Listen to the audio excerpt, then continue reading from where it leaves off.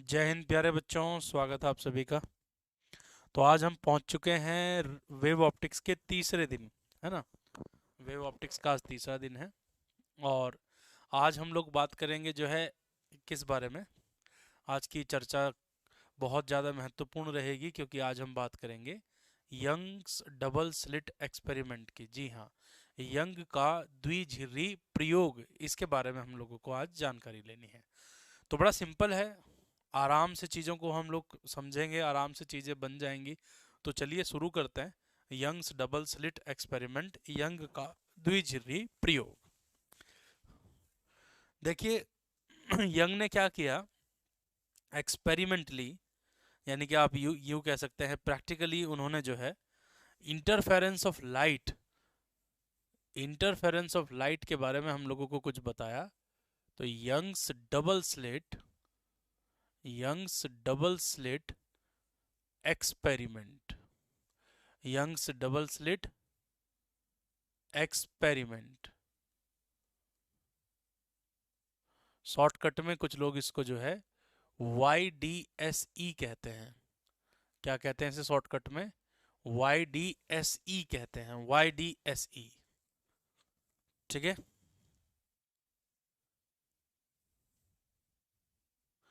तो आइए चलते हैं। तो यंग डबल स्लिट एक्सपेरिमेंट देखिए क्या है। तो इसको हिंदी में क्या कहेंगे? हिंदी में कहेंगे इसको हम लोग यंग का द्विझिर्री, यंग का द्विझिर्री प्रयोग, यंग का द्विझिर्री प्रयोग। तो ये जो एक्सपेरिमेंट है वो बेहद खास एक्सपेरिमेंट है, बहुत इम्पॉर्टेंट है।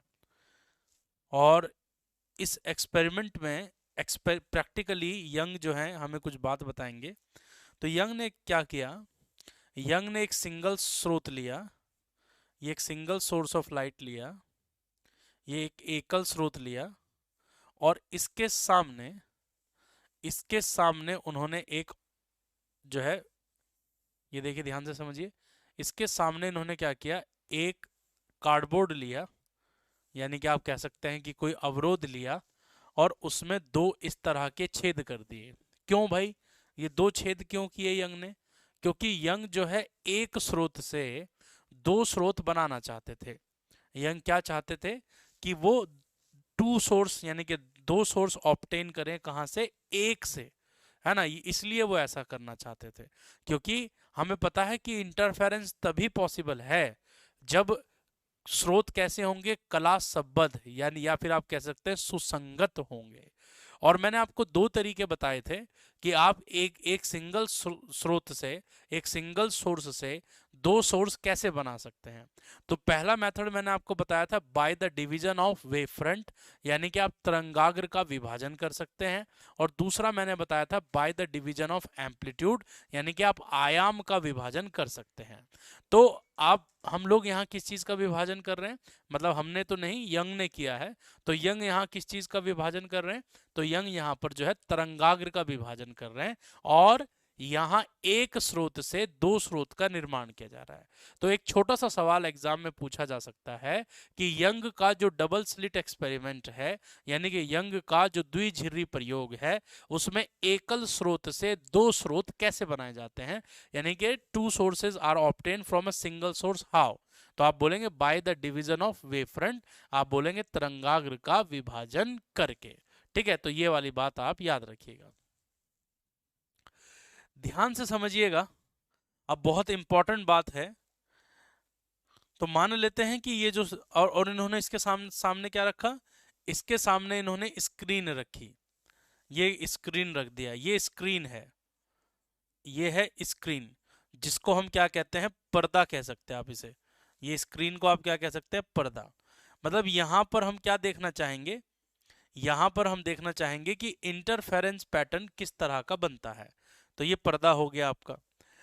इसके और इसके बीच की जो दूरी है, इसके और इसके बीच की दूरी कितनी है, D है। और ये S1 नाम रख देते हैं इसका, इसका नाम हम लोग S2 रख देते हैं। S1 और S2 के बीच का जो दूरी है वो स्मॉल डी है। क्या है? Small D. इसको हम लोग क्या कहते हैं? स्मॉल डी को क्या कहते हैं? यहां लिख देता हूं मैं पहले। स्मॉल डी को हम लोग कहते हैं स्लिट विड्थ। क्या कहते हैं हम लोग इसे? Slit width. स्लिट विड्थ को हिंदी में क्या कहते हैं? इसको हम लोग कहते हैं झिर्री की चौड़ाई। क्या कहते हैं इसको हिंदी में? झिर्री की चौड़ाई। ये झिर्री की चौड़ाई होती है आपकी, इसको याद रखेंगे। ठीक है। कैपिटल डी को क्या कहते हैं? कैपिटल डी को कहते हैं डिस्टेंस बिटवीन। कैपिटल डी को हम लोग कहते हैं distance between slit and screen. Distance between slit and screen. Hindi में क्या कहेंगे? स्लिट, या आप देखो झिर्री भी कह सकते हो या फिर आप स्लिट भी कह सकते हो, क्योंकि आजकल तो थोड़ा सा हिंदी इंग्लिश मिक्स चल रहा है, तो चलो झिर्री लिख देते हैं हम लोग। ठीक है, तो लिख देते हैं हम यहाँ पे झिर्री तथा पर्दे के बीच की दूरी। तो हम लिखेंगे ऐसे झिर्री तथा पर्दे के बीच की दूरी। पर्दे के बीच की दूरी, के बीच दूरी। ठीक है, ये बात आपको याद करनी पड़ेगी, ये बात बड़ी इंपॉर्टेंट है। अब प्यारे बच्चों, अब हम ये कह रहे हैं कि यंग ने क्या कहा? यंग ने कहा कि जब इस तरह से यहां से प्रकाश की तरंगें चलती हैं, जब रे ऑफ लाइट इस तरीके, सॉरी वेवलेट्स जब इस तरह से चलती हैं, तो होता क्या है? तो कुछ एक वेव मान लो यहां पर गई, ठीक है, और एक वेव यहां पर गई, तो दोनों आपस में यहां पर मिल जाएंगे। ये दोनों आपस में सुपरपोज कर गई। सेंटर जो है स्क्रीन का, जो सेंटर है उसे हम क्या कह रहे हैं? ओ कह रहे हैं। ये स्क्रीन का जो है सेंटर है। अब आप सोचोगे कि सर क्या सिर्फ एक ही पॉइंट पर वो मिलेंगी? नहीं नहीं नहीं बेटा, ऐसे मत सोचना, ऐसे नहीं सोचना है। ये जो तरंगे हैं ये बहुत सारी हैं, ये बहुत सारी तरंग है। ये स्क्रीन के इस पॉइंट पर भी मिल सकती हैं, इस पर भी मिलेंगी, इस पर भी मिलेंगी, यानी कि हर जगह तरंगे क्या होंगी? जैसे ही वो पर्दे पर पहुंचेंगी तो पर्दे पर पहुंचकर एक दूसरे के ऊपर गिरना शुरू हो जाएगा। और आपको पता है कि तरंगे जब एक दूसरे के ऊपर गिरेंगी तो या तो कंस्ट्रक्टिव इंटरफेरेंस होगा, यानी कि संपोषी व्यतिकरण, और या फिर जो है डिस्ट्रक्टिव इंटरफेरेंस होगा, यानी कि विनाशी व्यतिकरण। अगर कंस्ट्रक्टिव इंटरफेरेंस हुआ तो उस जगह पर ब्राइटनेस यानी कि इंटेंसिटी बढ़ जाएगी, तीव्रता बढ़ जाएगी। और अगर कहीं पर डिस्ट्रक्टिव हुआ, विनाशी व्यतिकरण हुआ, तो वहां इंटेंसिटी कम हो जाएगी।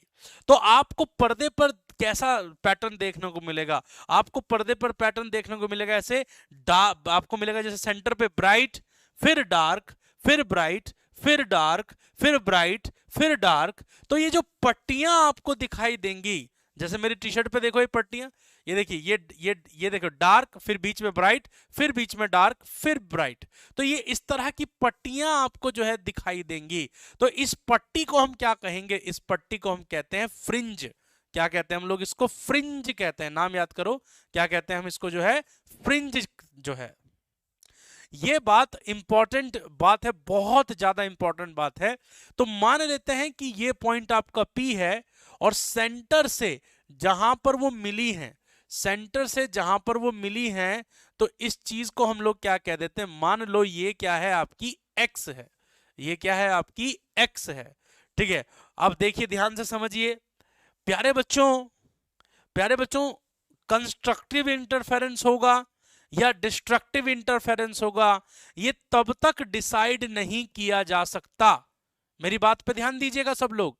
कंस्ट्रक्टिव इंटरफेरेंस होगा या डिस्ट्रक्टिव इंटरफेरेंस होगा, यानी कि संपोषी व्यतिकरण होगा या विनाशी व्यतिकरण होगा, ये तब तक डिसाइड नहीं किया जा सकता जब तक हमें या तो कलांतर पता हो, कलांतर ना पता हो, यानी कि फेज डिफरेंस ना पता हो, और या हमें पाथ डिफरेंस ना पता हो। क्योंकि कल मैंने आपको बताया था, अगर आपको पाथ डिफरेंस पता है तो आप देख के बता दो कि भैया यहां पर कंस्ट्रक्टिव होगा, यानी कि संपोषी व्यतिकरण होगा। ठीक है, तो यानी कि सबसे पहले हम लोगों को इन दोनों के बीच में क्या चाहिए? पथांतर चाहिए। क्या चाहिए? पथांतर। तभी हम बता पाएंगे कि पी पर क्या होगा, तभी हम बता पाएंगे कि पी पर क्या होने वाला है। तो आइए जल्दी से समझिएगा, तो मेरी बात को समझिए। हालांकि ये टॉपिक हमारा जो है इंपॉर्टेंट टॉपिक में शामिल है, इसको हम दोबारा पढ़ने का मौका हमें इस टॉपिक का मिलेगा। लेकिन फिलहाल ही समझ में आ जाए तो ज्यादा अच्छा रहेगा। तो हम क्या कहेंगे, हम ये कहेंगे let delta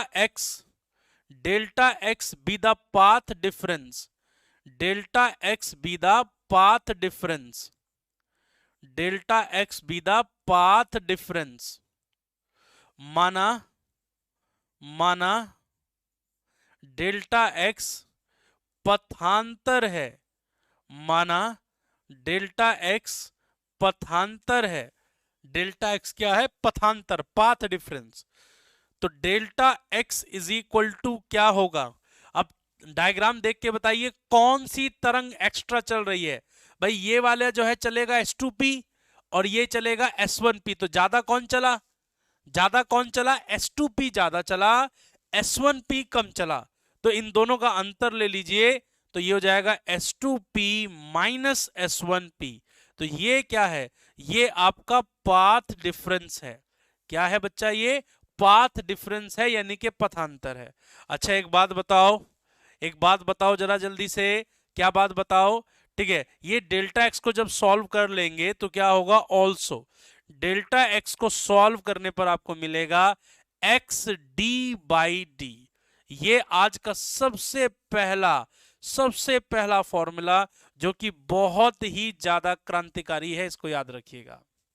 delta x is equal to क्या होगा, एक्स डी बाई डी होगा। ठीक है, ये बात जो है बहुत इंपॉर्टेंट, जो है बहुत इंपॉर्टेंट है, ज्यादा ही इंपॉर्टेंट है ये फॉर्मूला। अब देखिए, अब हम ये कहेंगे कि अगर P पॉइंट पर, अगर P पॉइंट पर कंस्ट्रक्टिव इंटरफेरेंस हुआ है, अगर P पॉइंट पर संपोषी व्यतिकरण हुआ है, तो क्या होगा, हम लिखेंगे यहां पर, रिपीट तो करूंगा ही नहीं मैं टॉपिक, क्योंकि बातचीत ज्यादा चल रही है बच्चों की आपस में, चलने दो, अब हमने भी बोलना छोड़ दिया है।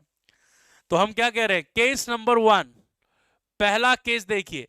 अब P पॉइंट पर दो सिचुएशन हो सकती हैं। पहली सिचुएशन क्या है, हम कहेंगे इफ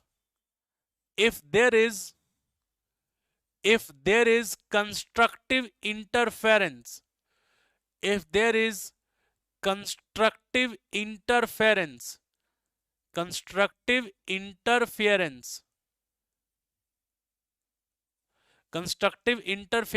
at P, क्या कहेंगे, यदि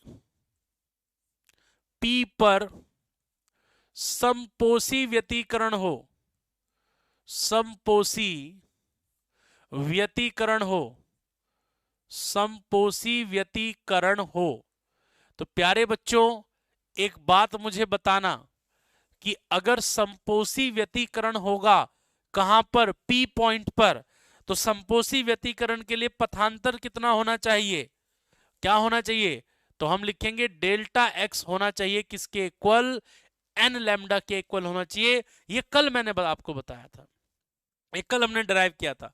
तो यानी कि संपोषी व्यतिकरण अगर P पॉइंट पर हुआ है, अगर इस पॉइंट P पर संपोषी व्यतिकरण हुआ है, तो ये जो डेल्टा एक्स है, ये जो आपका, ठीक है, ये जो आपका पथांतर है यानी कि पाथ डिफरेंस है, ठीक है, वो पाथ डिफरेंस कितना होना चाहिए, एन लैम्डा के बराबर होना चाहिए। यानी कि डेल्टा एक्स की जगह हम लिख देंगे x D upon D is equal to n lambda, यानी कि x इज इक्वल टू क्या आएगा, n lambda D upon D. तो ये चीज क्या निकल के सामने आ रही है, बहुत ही प्यारी सी बात समझ में आ रही है। तो कंस्ट्रक्टिव इंटरफेरेंस हुआ है, तो इसका मतलब यहां पर तीव्रता अधिकतम है, तो ये पोजीशन है, ये पोजीशन है किसकी, याद रखिएगा, ये पोजीशन है, position of nth bright fringe. क्या है ये, position of nth bright fringe. तो ये किसकी पोजीशन है, याद करना है सबको, ये क्या है, एनवी, हम कहेंगे ये एनवी दीप्त, ठीक है, ब्राइट को क्या कहते हैं हिंदी में, दीप्त कहते हैं, ठीक है, एनवी दीप्त फ्रिंज की चौड़ाई है, एनवी दीप्त फ्रिंज की चौड़ाई है, दीप्त फ्रिंज की चौड़ाई है। ये बात बड़ी इंपॉर्टेंट है सर, ठीक है, ये क्या है, दीप्त फ्रिंज की चौड़ाई है, सॉरी चौड़ाई नहीं, पार्डन, की स्थिति है, मैं कुछ और लिख दिया यहाँ पर हिंदी में, चौड़ाई थोड़ी ना ये स्थिति है, आई अपोलोजाइज। तो ये एनवी जो है दीप्त फ्रिंज की क्या है, पोजीशन का फॉर्मूला तैयार हो चुका है। लेकिन ऐसा भी तो हो सकता है, जी हां, ऐसा भी तो हो सकता है कि पॉइंट पी पर क्या हो, पॉइंट पी पर डिस्ट्रक्टिव इंटरफेरेंस हो, यानी कि वहां विनाशी व्यतीकरण हुआ हो।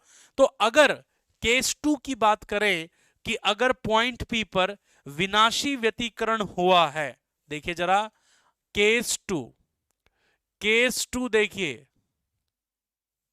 केस 2 को समझिए जरा मेरे प्यारे बच्चों ध्यान से। केस 2 तो हम कहेंगे if there is destructive interference, if there is destructive interference at P, हम कह रहे हैं कि यदि P पर विनाशी व्यतीकरण हुआ हो, विनाशी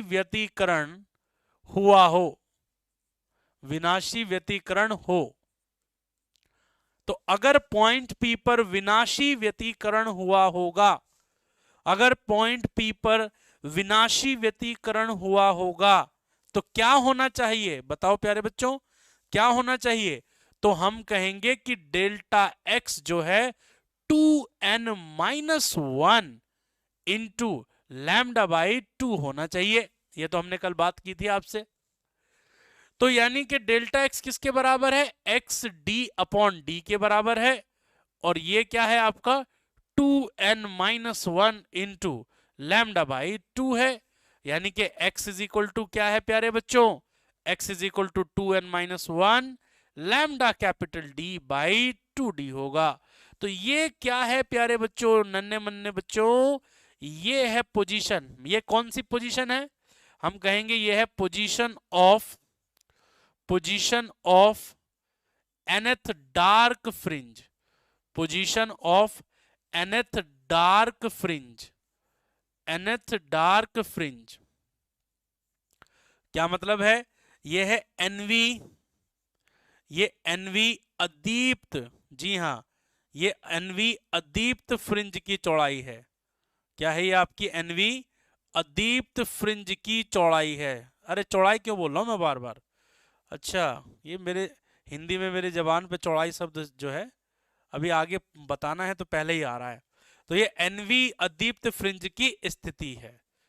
अब जरा पैटर्न देखिए, अब जरा ऑर्डर देखिए, order of maxima and minima, यानी कि ब्राइट और डार्क फ्रिंज किस तरीके से जो है डिस्ट्रीब्यूट होती हैं। तो आइए समझते हैं, थोड़ा सा समझते हैं। तो देखिए ऑर्डर ऑफ फ्रिंज को समझिए, देखिए ऑर्डर ऑफ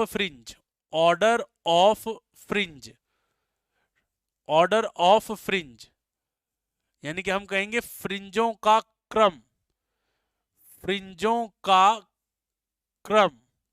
क्रम देखिए बच्चा कैसे क्रम होता है। तो सबसे पहले मुझे बताइए, हम जानते हैं ब्राइट फ्रिंज, देखिए पहले सबसे पहले देखिए ब्राइट फ्रिंज का ऑर्डर देखिए, सबसे पहले देखिए ब्राइट फ्रिंज। तो ब्राइट फ्रिंज की पोजीशन क्या है भाई, n इज इक्वल टू 0 रखेंगे तो सबसे पहली ब्राइट मिल जाएगी।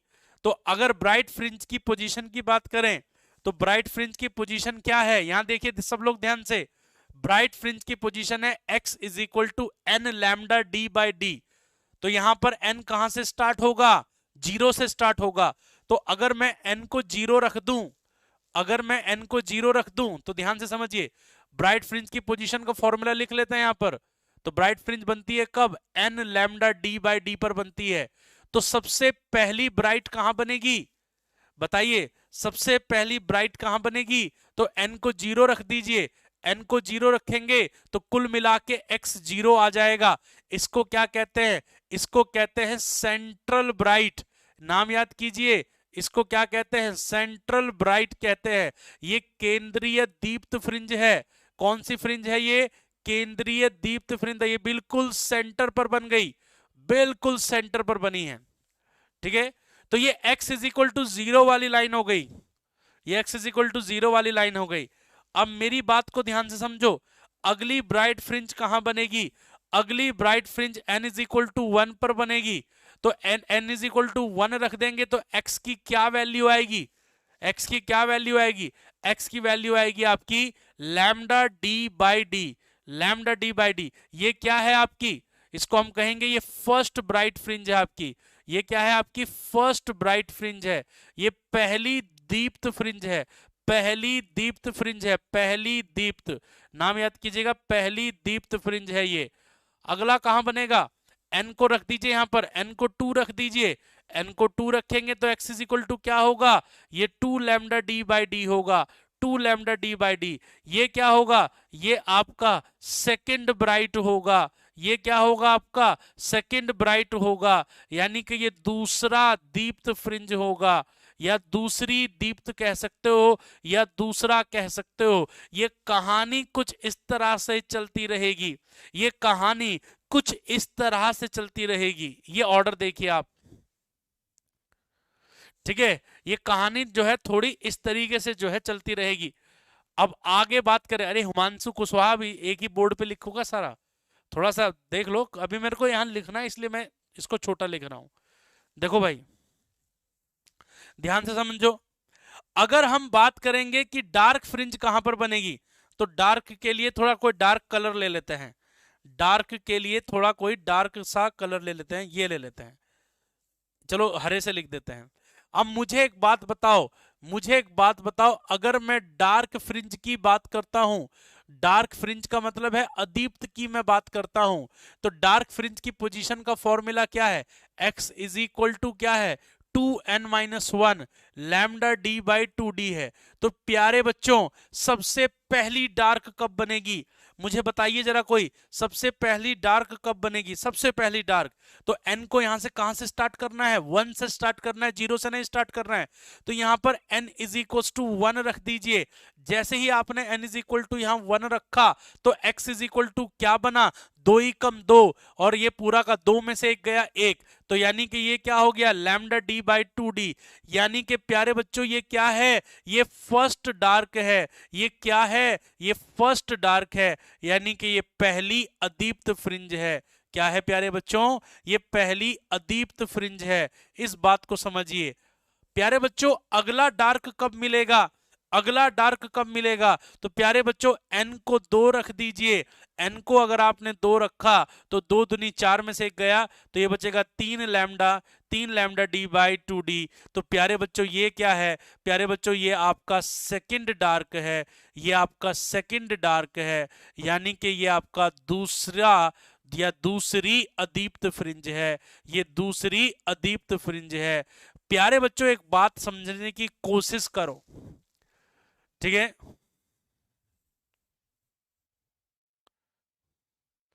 टॉर्च नहीं मिथलेश, टॉर्च, दो टॉर्च कभी भी जो है कोहेरेंट नहीं हो सकती।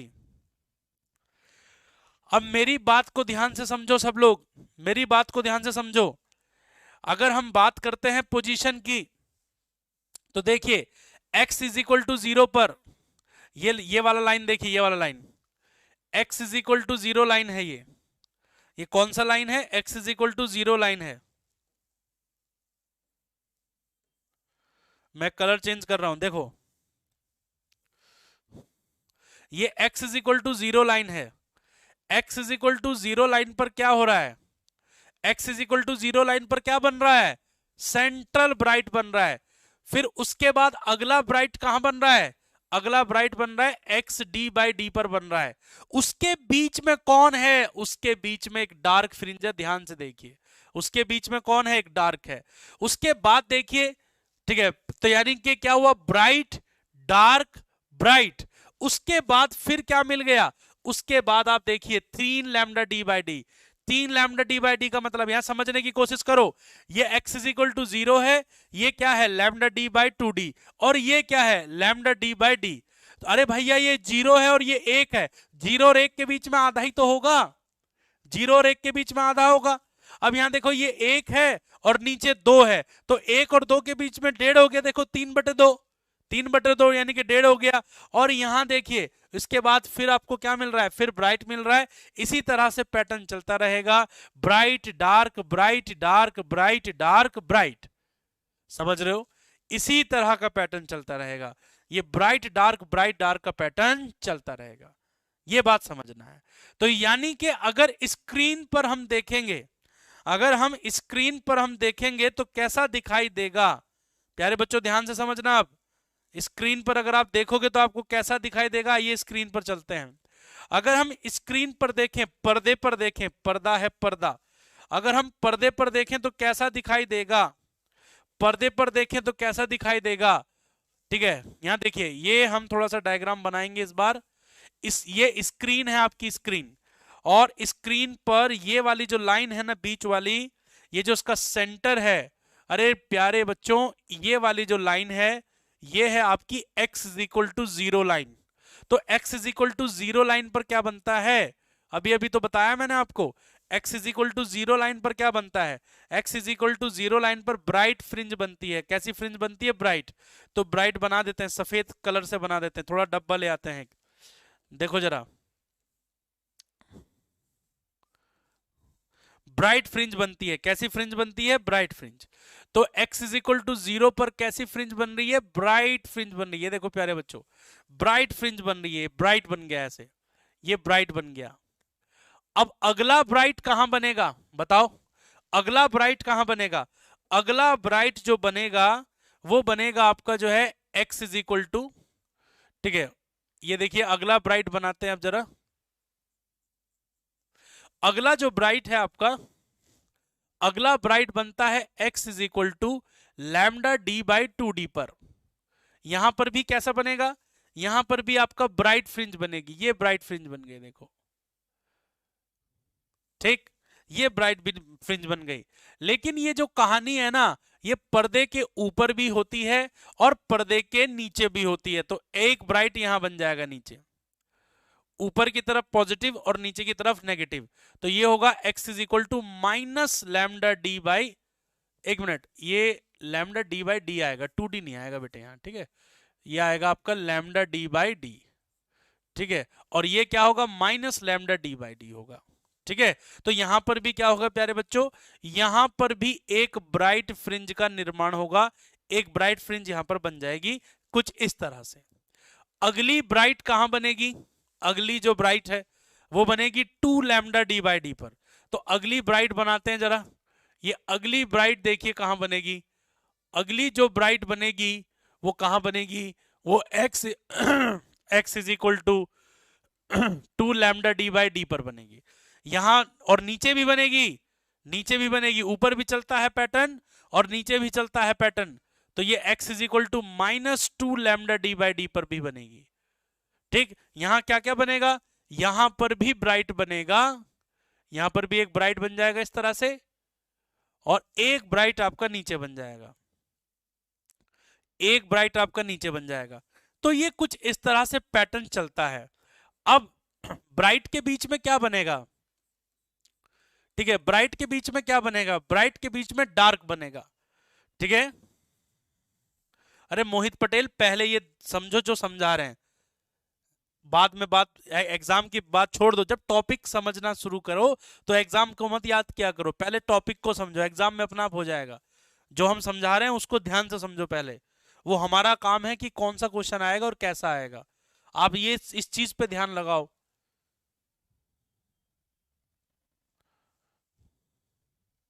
देखो ध्यान से समझो।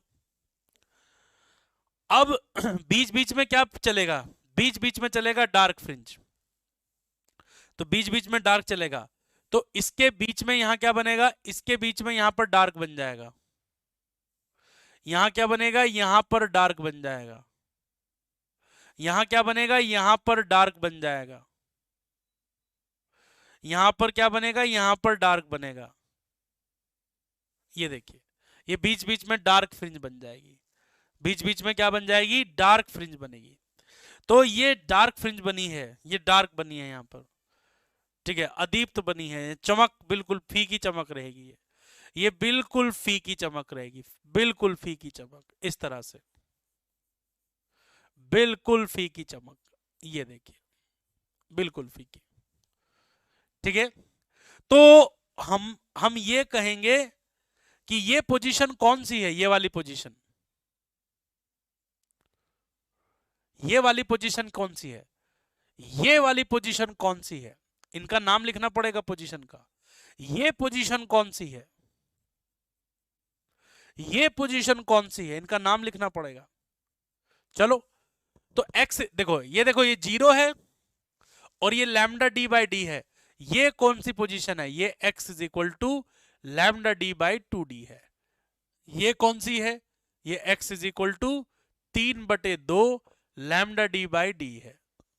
और नीचे क्या होगा, नीचे माइनस में चलेगा, नीचे माइनस में चलेगा, तो ये x is equal to minus lambda D by 2d है।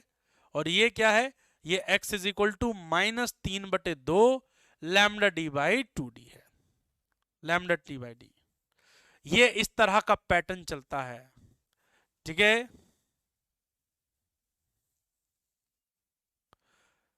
क्लियर हो रहा है? तो ये बात बहुत इंपॉर्टेंट है सर।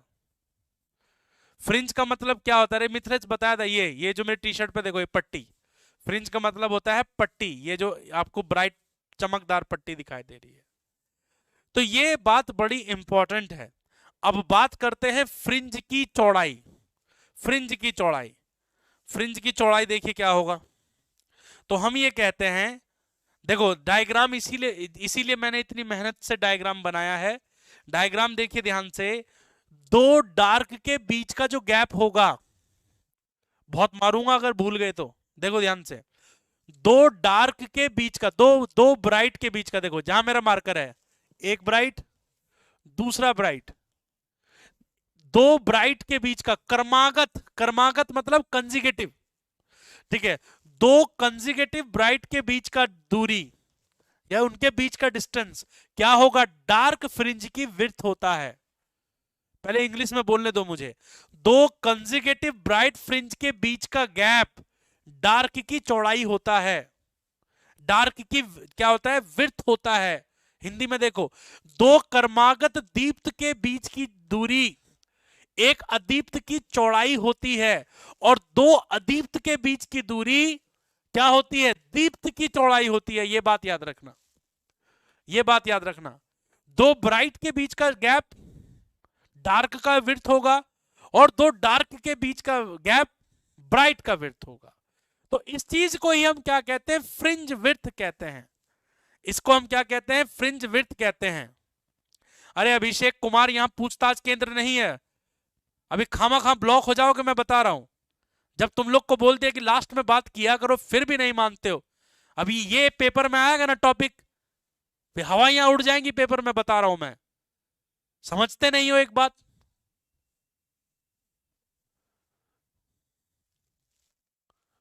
लास्ट में जब क्लास खत्म होने वाली हो, तब आपस में कमेंट किया करो, किसी से कुछ पूछना है। देखो ध्यान से समझो। अरे ये टी शर्ट देखो ना मेरी, ये देखो, ये देखो, थोड़ा ऊपर कर लेता हूं, चलो। ये देखो, ये पीला पट्टी दिख रहा है, ये ब्राइट है, ये सफेद पट्टी दिख रहा है, ये डार्क है। तो हम कह रहे हैं कि इसके और इसके, यानी कि पीला पट्टी और सफेद पट्टी के बीच का जो दूरी होगा वो क्या होगा, ये बीच का, ये जहां पर मेरा मार्कर है, ये इसका चौड़ाई होगा। तो हम ये कह रहे हैं कि दो ब्राइट के बीच का गैप ले लोगे तो डार्क का विड्थ मिल जाएगा, और दो डार्क के बीच का गैप ले लोगे तो ब्राइट का विड्थ मिल जाएगा।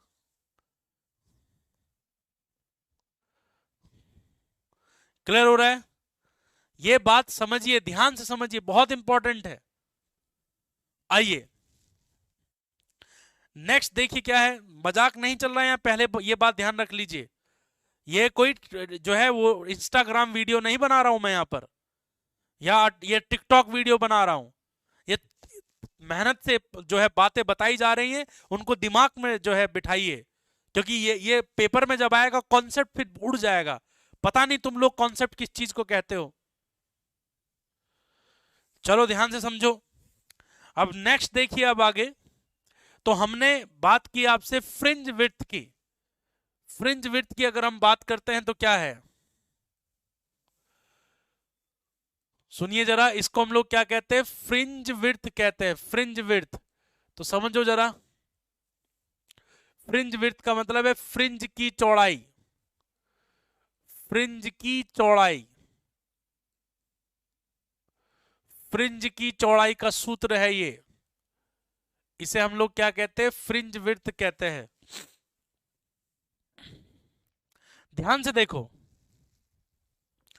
अब अगर हम ये कहें, मैंने आपको डेफिनेशन दिया, क्या डेफिनेशन दिया? कि दो क्रमागत, या तो डार्क ले लो या ब्राइट ले लो। तो अगर हम ले लेंगे, देखो ध्यान से, मैं दोनों से करके दिखाऊंगा। अगर आपने एनवी डार्क ले लिया, एनवी डार्क, एनवी डार्क ले लिया आपने, तो एनवी डार्क क्या होगी?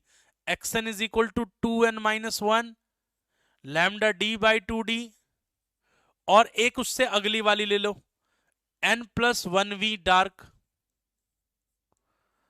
एक उससे अगली डार्क ले लो। तो उससे अगली डार्क कहां बनेगी? उससे अगली डार्क बनेगी 2n की जगह पर n+1 -1 lambda D by 2d। इन दोनों के बीच का गैप ले लीजिए भाई, ये n+1 वाले का पोजीशन है और ये n वाले का पोजीशन है, तो दोनों का माइनस करो, दोनों को, इस दोनों को माइनस करोगे तो इसी को कहते हैं फ्रिंज विड्थ, इसी को कहते हैं फ्रिंज की चौड़ाई। तो बीटा बराबर क्या होगा? बीटा बराबर xn+1 माइनस xn। तो क्या हो जाएगा? बीटा बराबर, रखो जरा यहां पर, तो ये हो जाएगा 2n+1 -1, और ये लैम्डा डी बाई कितना हो जाएगा? 2d, माइनस करो इसको, और ये हो जाएगा आपका कितना? 2n-1 lambda D by 2d। Common लीजिए यहां पर, जल्दी से, जल्दी कॉमन लीजिए। तो क्या हो जाएगा? ये हो जाएगा 2n+1, 2n+1 माइनस 2n-1, और ये क्या हो जाएगा आपका? Lambda D by 2d। इसको खोल दीजिए, खोलेंगे तो 2n भी कट जाएगा और 1 भी कट जाएगा। तो बीटा बराबर क्या बचेगा? बीटा बराबर बचेगा लैम्डा डी बाई, देखो यहां से 2n आएगा, ठीक है, यहां से 2n आएगा तो 2 ये 2 कट जाएगा, लैम्डा डी बाई डी आ जाएगा। इसको सॉल्व करेंगे तो क्या आएगा? Beta lambda D by d आ जाएगा। ये फ्रिंज की चौड़ाई का सूत्र हो गया, ये फ्रिंज की चौड़ाई का सूत्र हो गया। उल्टा भी कर सकते थे, हाँ, उल्टा भी तो कर सकते थे। क्या कर सकते थे? हम एनवी ब्राइट भी तो ले सकते थे, एनवी ब्राइट, जी हाँ, ब्राइट से भी करके देख सकते थे। ब्राइट अगर आपने ले लिया तो एनवी ब्राइट का पोजीशन क्या होता है? N lambda D by D होता है। और इससे अगला ब्राइट ले लीजिए एक, या तो अगला ले लीजिए या पिछला ले लीजिए, लेकिन क्योंकि आपको दो कर्मागत चाहिए, कर्मागत मतलब एक के बाद एक वाला लेना है। तो ये xn+1 हो जाएगा, तो ये हो जाएगा n+1 lambda D by d, lambda D by D. तो अब एक काम कीजिए, अब एक काम कीजिए, हमने फॉर्मूला आपको बता ही दिया था, हमने आपको कॉन्सेप्ट बताया कि इन दोनों के बीच का गैप लेना है आपको। तो इनके बीच का गैप लेंगे तो बीटा बराबर क्या होगा? बीटा बराबर होगा xn+1 माइनस xn। तो कीजिए जरा, beta is equal to, Mohit Patel ध्यान से देखो, ठीक है, n+1 lambda D by d और माइनस xn कितना है? ये है आपका n lambda D by d. Common लीजिए lambda D by d, lambda D by d common ले लेंगे तो n+1 माइनस का n, और ये हो जाएगा आपका लैम्डा डी बाई डी। तो वह n से n काट दीजिए, तो बीटा बराबर क्या होगा? Lambda D by D. इससे ये साबित होता है कि चाहे डार्क हो, चाहे ब्राइट हो, चाहे दीप्त हो, चाहे अदीप्त हो। एक छूट गया, कहां छूट गया? एक कहां छूट गया बेटे? अच्छा 2n-1, अच्छा यहां पर एक छूट गया, एक, ठीक है, ठीक है। तो ये बात, ये कहानी आप सभी को याद करनी है, ठीक है, ये कहानी आप सभी को याद करनी है। चाहे डार्क ले लीजिए, चाहे ब्राइट ले लीजिए, चाहे दीप्त ले लीजिए, चाहे अदीप्त ले लीजिए, उन दोनों की चौड़ाई क्या होती है? उन दोनों की चौड़ाई क्या होती है? बराबर होती है। दोनों की चौड़ाई क्या होती है? बराबर होती है। ये बात आपको याद करनी है, बहुत इंपॉर्टेंट बात है। आइए बात करते हैं, ठीक है, अब बात करते हैं इंटेंसिटी की, ठीक है, बहुत इंपॉर्टेंट बात है, तो ध्यान से समझिए। इंटेंसिटी, देखिए, resultant intensity, resultant intensity, resultant intensity in YDSE, in YDSE। ठीक है, देखो पढ़ाने को मैं इसको जो है तुम्हें क्या कर सकता था, सारे सीधे फॉर्मूले भी बता सकता था, लेकिन उसका कोई फायदा नहीं है, कोई बेनिफिट नहीं है। ऐसे तो मैं, अगर मैं ऐसे करने पे आ जाऊं तो मैं अब तक तो तुम्हारा सिलेबस 2 बार पूरा कर चुका होता, लेकिन मैं चीजों को बिल्कुल आराम आराम से चीजों को समझा रहा हूं कि वो आई कैसे है, ठीक है, उनके पीछे का लॉजिक क्या है। नहीं तो कितना देर लग रहा है यंग डबल स्लिट में, यंग डबल स्लिट पढ़ाने में 5 मिनट लगती हैं, 5 से 10 मिनट। डायग्राम बनाओ, खटाखट बताओ कि ये पाथ डिफरेंस हो गया, ये फ्रिंज की चौड़ाई हो गई, ये तीव्रता हो गया, खत्म। 5 मिनट लगती है टॉपिक को खत्म करने में, ठीक है। और ये बात आप देख लीजिए, जाइए यूट्यूब चैनल पे देखिए और देखिए, सेम टॉपिक देखिएगा, सेम वेव ऑप्टिक्स देखिएगा कि लोगों ने क्या पढ़ाया और किस तरीके से पढ़ाया। भाई साहब 30-40 मिनट 50 मिनट की पूरी क्लास में वेव ऑप्टिक्स खत्म, खत्म वेव ऑप्टिक्स। और यहां हमें आज तीसरा दिन हो गया है बात करते करते। तो भाई जब टाइम टाइम जब देंगे सिलेबस को तो टाइम लगेगा, भाग नहीं सकते हम लोग। भले 2-4 दिन एक्स्ट्रा लग जाए कोई दिक्कत नहीं है, लेकिन चीजों को पक्का करके ही हम आगे चलेंगे, क्योंकि फिर पेपर में क्वेश्चन आता है, फिर वो क्वेश्चन सर के ऊपर से चला जाता है, वो समझ ही नहीं आता कि क्वेश्चन में बोला क्या है। बस फॉर्मूला तो याद है सर, लगते नहीं है सर, फॉर्मूला तो याद है सर, लेकिन लगते नहीं है, कैसे लगेंगे हमें नहीं पता। तो वो ये प्रॉब्लम पता क्यों आ रही है, ये प्रॉब्लम इसलिए आ रही है क्योंकि आप फॉर्मूले को याद तो कर लेते हो, लेकिन उसके पीछे का जो आपका जो थिंकिंग प्रोसेस है, उसके पीछे का जो थॉट प्रोसेस है, वो आप सोचते नहीं हो, उस बारे में सोचते नहीं हो। ठीक है, तो ध्यान से समझिए।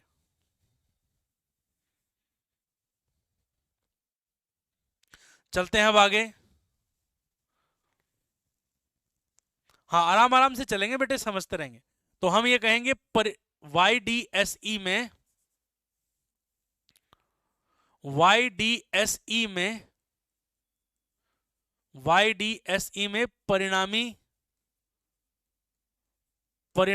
तीव्रता, YDSE में परिणामी तीव्रता, परिणामी तीव्रता का मतलब है रिजल्टेंट इंटेंसिटी। देखिए ध्यान से समझना होगा, अगर मैं बात करूं यंग डबल स्लिट की, चलो अब बातें नहीं, अब कोई भी कमेंट नहीं करेगा, आप सभी का बहुत बहुत शुक्रिया। अब यहां जाओ, अब यंग डबल स्लिट जो एक्सपेरिमेंट है, उस यंग डबल स्लिट एक्सपेरिमेंट में मैंने आपको क्या बताया, मैंने आपको बताया कि जो स्रोत है ना, एक स्रोत से ही 2 स्रोतों का निर्माण किया जा रहा है, एक सिंगल सोर्स से ही 2 सोर्स बनाए जा रहे हैं, एक सिंगल सोर्स से ही 2 सोर्स बनाए जा रहे हैं। तो इसका क्या मतलब होगा, इसका मतलब यह होगा कि यहां से निकलने वाली इंटेंसिटी जो I1 होगी, ठीक है, मान लो कि वो I0 है, और यहां से निकलने वाली इंटेंसिटी जो I2 होगी वो भी I0 होगी। क्यों भैया, क्यों बताओ, आप समझे नहीं। हम क्या लिखेंगे, इन YDSE, इन YDSE, ध्यान से समझो, इन YDSE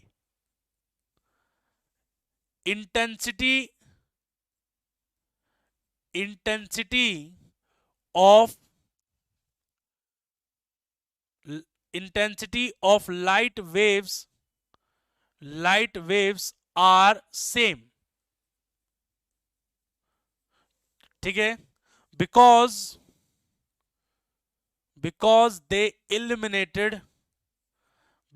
दे इल्यूमिनेटेड, यानी कि जल रहे हैं, इल्यूमिनेटेड फ्रॉम अ सिंगल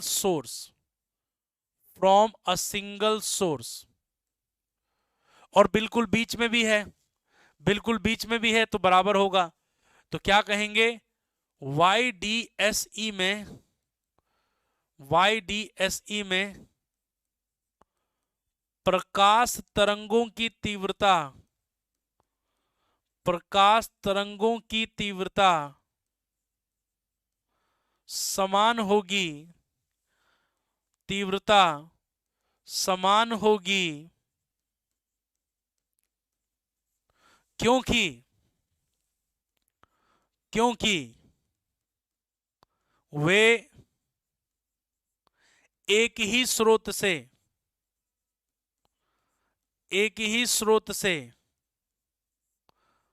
प्रज्वलित हैं, प्रज्वलित हैं। प्रज्वलित का मतलब जल रही हैं। दोनों के दोनों कहां से? दोनों के दोनों। ये ध्यान देखो ना भाई, ये यहां से जो लाइट निकल रही है, यहां से जो लाइट निकल रही है और यहां से जो लाइट निकल रही है, उन दोनों की तीव्रता बराबर होगी क्योंकि दोनों एक ही स्रोत से जल रहे हैं, है ना। मतलब उसकी बढ़ेगी तो नीचे वाले की भी बढ़ जाएगी, नीचे वाले की कम होगी तो ऊपर वाले की भी कम हो जाएगी, क्योंकि दोनों एक ही स्रोत से जल रहे हैं। तो परिणामी तीव्रता कितनी होगी फिर हम? तो रिजल्टेंट इंटेंसिटी देखिए, रिजल्टेंट इंटेंसिटी, रिजल्टेंट इंटेंसिटी, परिणामी तीव्रता, परिणामी तीव्रता, परिणामी तीव्रता क्या होगा? I बराबर क्या फॉर्मूला पढ़ा हमने? I1 plus I2 plus 2 root I1 I2 cos phi, I1 I2 cos phi, ये फॉर्मूला हमने पढ़ा। बेटे दो टॉर्च की इंटेंसिटी इक्वल नहीं होगी, वो डिपेंड करता है ना कि, याद करो, दो इंडिपेंडेंट सोर्स कभी कोहेरेंट नहीं हो सकते, बस बात खत्म। टॉर्च से इंटरफेरेंस नहीं बना सकते। अब I1 भी I0 है, I2 भी I0 है, तो ये इस तरह से हो जाएगा root I naught cos phi.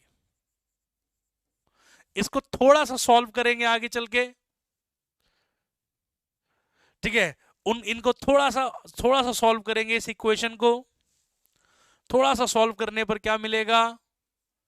I बराबर आई नॉट टू आई नॉट, और वहां पे रूट आई नॉट था तो वो आई नॉट बन गया और ये बना कॉस फाइ। सो I बराबर क्या हुआ? 2 आई नॉट कॉमन ले लिया, अंदर बचेगा 1 प्लस कॉस फाइ। हम इसको क्या लिख सकते हैं? ये 2 आई नॉट, इसको लिख सकते हैं हम लोग 2 कॉस स्क्वायर फाइ बाई 2। तो I बराबर क्या होगा? ये हो जाएगा 4 I naught cos square phi by 2। ये इतना गजब फॉर्मूला है कि पेपर में मजा ही आ जाता है जब ये इस क्वेश्चन पर न्यूमेरिकल आता है, क्योंकि बहुत कम बच्चे समझ पाते हैं, वही समझ पाता है जिसको ये याद होता है। तो यंग डबल स्लिट एक्सपेरिमेंट में, ठीक है, बस बेटे 4-5 दिन और रिवीजन स्टार्ट हो जाएगा, फिर अभी थोड़ा सा मॉडर्न करवा दें फिर उसके बाद शुरू करेंगे। तो ये बात को याद करना है, ये बात याद करना है। अब मैक्सिमम इंटेंसिटी कितनी होगी? मैक्सिमम कितनी होगी भाई? मैक्सिमम के लिए फाइ कॉस फाइ कितना होना चाहिए? मैक्सिमम के लिए फाइ का एंगल कितना होना चाहिए? या तो 0 होना चाहिए या पाई होना चाहिए, है ना। तो अब हमने वो पढ़ा ना कि वो फाइ इज इक्वल टू क्या होना चाहिए? 2n पाई होना चाहिए। क्या होना चाहिए? 2n पाई होना चाहिए, ठीक है। तो ध्यान से समझो मेरी बात को। तो मैक्सिमम इंटेंसिटी कितनी होगी? मैक्सिमम इंटेंसिटी हम लिखेंगे for maximum intensity, for maximum intensity, अधिकतम तीव्रता के लिए हमें पता है फाइ बराबर क्या होना चाहिए? 2n पाई होना चाहिए।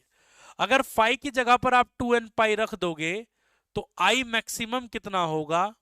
I मैक्सिमम होगा 4 आई नॉट, और ये हो जाएगा आपका कॉस 2n पाई अपॉन 2 का होल स्क्वायर। तो 2 से 2 कट जाएगा, कॉस n पाई, कॉस n पाई, कॉस 0 1, कॉस 180 -1, फिर वापस से कितना हो जाएगा? वापस से फिर 1, तो यानी कि ये पूरा का पूरा कितना होगा, ये 1 हो जाएगा। मैथ तो पढ़ी है ना आपने। तो आई मैक्सिमम कितना होगा, आई मैक्सिमम होगा आपका 4I0। ये गजब बात हो गई, गजब, बहुत गजब बात हो गई। आई मैक्सिमम कितना होगा आपका, 4I0 होगा। ठीक है, कितना होगा, 4I0 होगा। ये बहुत इंपॉर्टेंट बात है। और मिनिमम कितना होगा, मिनिमम इंटेंसिटी, देखिए यहां ध्यान से समझिए। For minimum intensity, for minimum, minimum intensity के लिए क्या होगा, for minimum intensity, minimum intensity के लिए फाई कितना होना चाहिए, फाई होना चाहिए 2n-1, ऑड नंबर होना चाहिए 2n-1 इंटू पाई। अगर तुम ऑड नंबर लोगे तो यहां पर क्या बनेगा, यहां पर 90 बनेगा, उसके बाद फिर आपका 3π/2 बनेगा, तो सब पर वो वैल्यू क्या हो जाएगी आपकी, 0 हो जाएगी। ठीक है, तो आई मिनिमम कितना होगा, आई मिनिमम कितना होगा आपका, 0 होगा।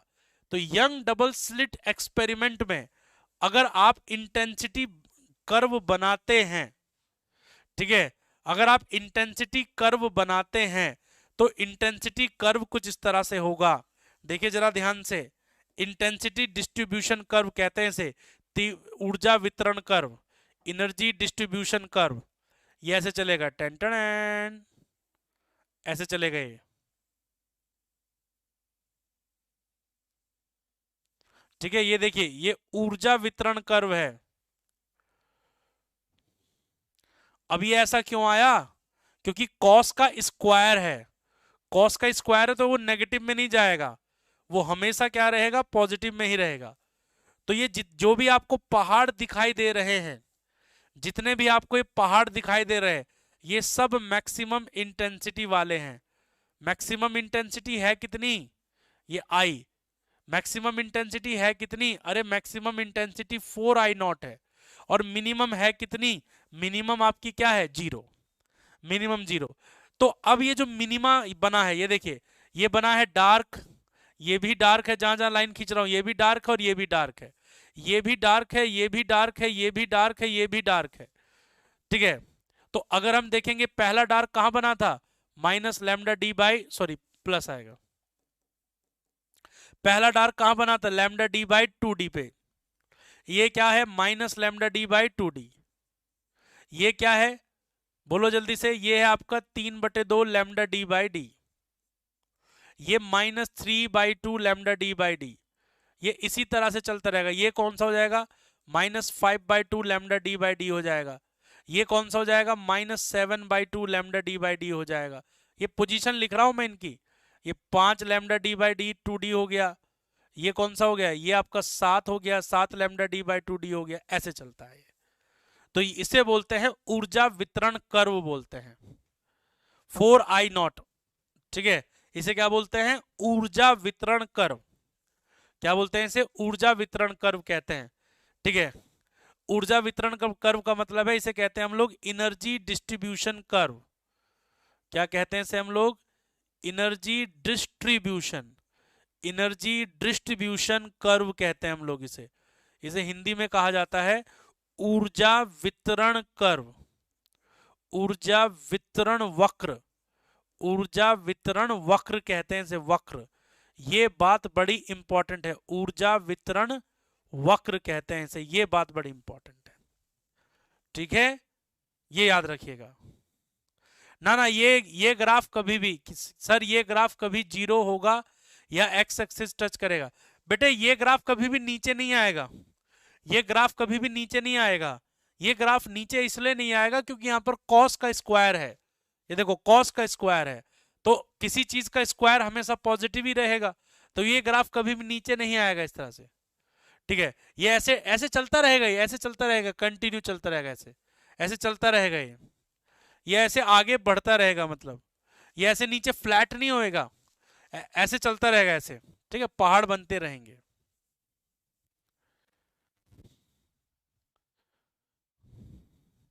सर हमें हमारे स्कूल में क्या कह रहा हो, हमारे स्कूल में क्या हो गया तुम्हारे स्कूल में भाई,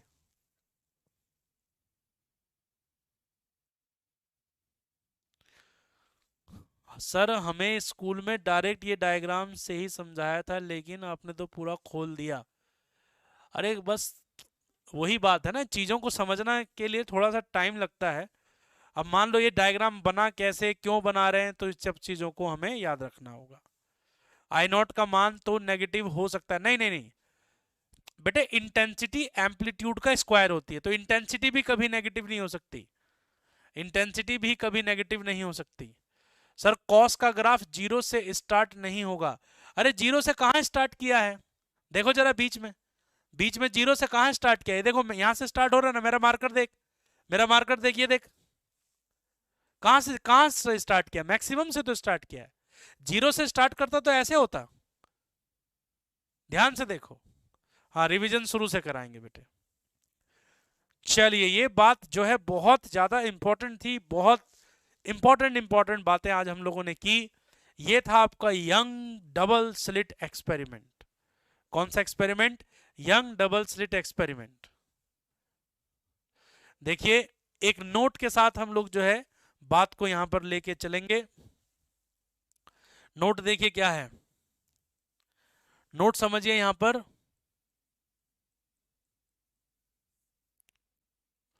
इफ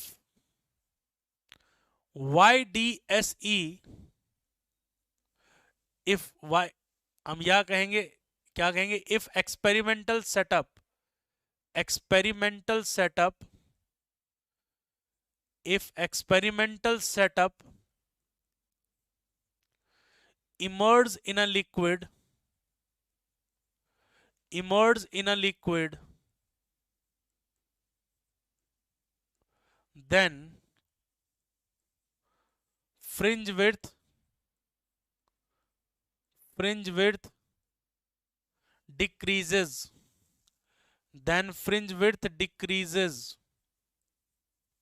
यदि, यदि उपकरण,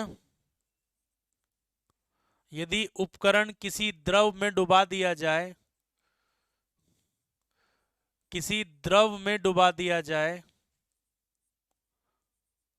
किसी द्रव में डुबा दिया जाए, डुबा दिया जाए,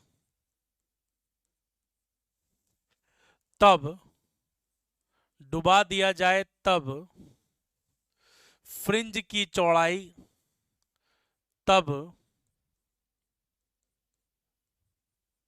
फ्रिंज की चौड़ाई,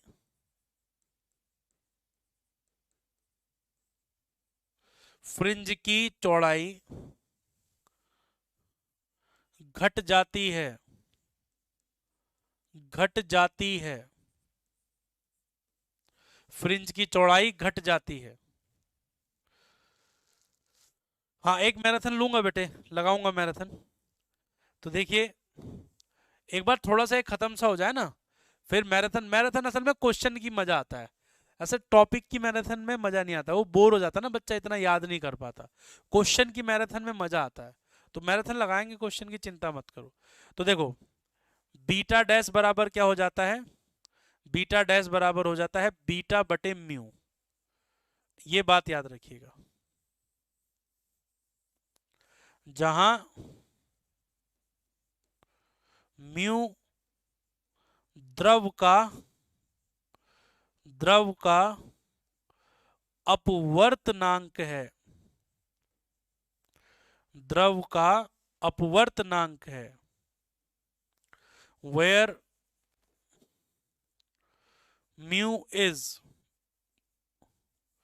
refractive index, mu is refractive index of liquid। ये देखिए, तो ये बात आपको याद करनी है, ये बात बहुत जरूरी है। हाँ तो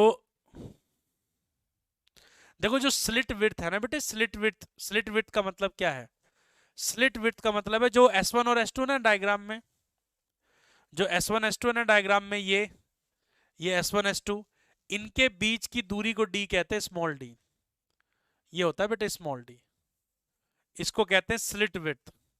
ठीक है, अब देखो कल थोड़ा सा हम लोग जो है वो पढ़ेंगे विवर्तन, विवर्तन और ध्रुवीकरण। फिर ये आपका वेव ऑप्टिक्स क्या हो जाएगा, खत्म हो जाएगा। सर फ्रिंज मीडियम पे डिपेंड करेगा या वैक्यूम में फ्रिंज हो, मीडियम पे करेगा। तो मैंने बताया ना, किसी लिक्विड में ले जाओगे। पहुंच चुके हैं वेव ऑप्टिक्स के तीसरे दिन, है ना। वेव ऑप्टिक्स का आज तीसरा दिन है और